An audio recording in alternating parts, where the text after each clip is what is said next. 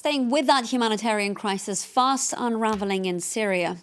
As ever, it's the local civilians who are caught in the crossfire, many of them fleeing their war-torn country in cars and on foot, with few possessions on their backs.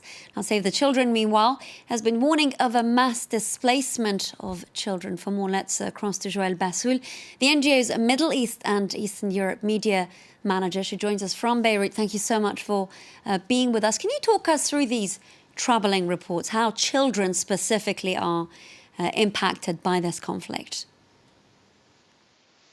So it's been since 6 days now that the Turkish military operation in northeast Syria has started.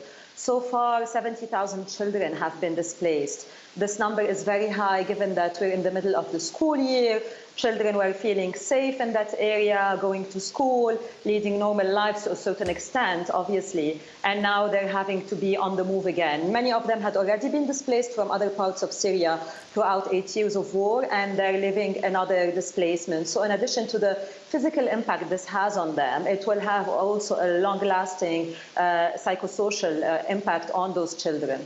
Of course, many of them will be traumatized for years to come. Now, there are also reports of innocent French, Australian children, the children of ISIS fighters who've been trapped, and there are calls for their repatriation. Yes, so northeast Syria is home to 3 million people, the majority of whom are Syrians. But there are 3 camps which host foreigners from different nationalities, more than 40 nationalities, the majority of whom are women and children. One of the camps is now empty of its foreign residents because they just left the camp. When the guards went away, they left the camp.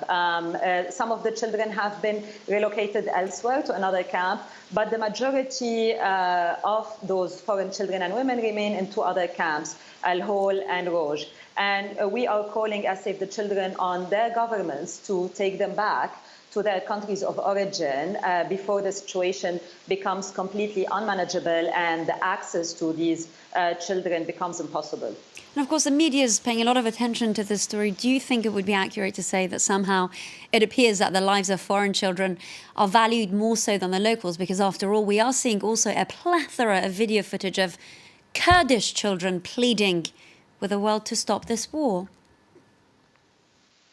No, of course not. All children are equal. First and foremost, they are the victims of this war, whether they're Syrians, Iraqis. There are many Iraqis also in northeast Syria, or from other nationalities. They are the victims of a conflict they did not choose to be part of.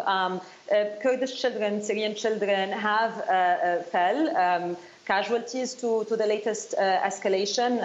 There are reports of 4 children being killed, many more being injured. We know of a 12-year-old girl who had to have her leg amputated. So the value of their lives is equal. They need to be protected, first and foremost, by all warring parties, and they need to be afforded the support that they need to grow up and if they are foreign, to integrate their societies, and if they are Syrians, to participate in the rebuilding of their own country. And of course, sadly, Joelle, we're not seeing much protection from the warring parties. But is it likely that, as a result of what we're seeing in Syria, more and more countries will consider a U-turn in their policies of taking these dual national children in? There have been some repatriations. Some countries have stepped up, but it's not enough. There are more than 11,000 children left in northeast Syria, and some of them have already been displaced now by the conflict. And in addition, since they live in camps, they rely completely on humanitarian aid. They do not have access to external resources outside of the camp. So the only way for them to be able to have normal lives, to be reintegrated into society, to be afforded the support, the social and psychosocial support they need, is to go back to their countries of origin. This area now is, as you've been seeing and saying, is on the brink of a humanitarian catastrophe, and it's not in overstretched camps in northeast Syria that they can contemplate leading normal lives. Lastly, and very briefly, if you can, Joelle, can you tell us about the work that Save the Children is doing on the ground and what kind of assistance you need from the international community? Save the Children has been in northeast Syria since 2014, and at the forefront of our response is our Syrian staff. So far, we're still continuing our programs in the northeast. We're doing education, protection programming with children. We are present also in camps with foreign children.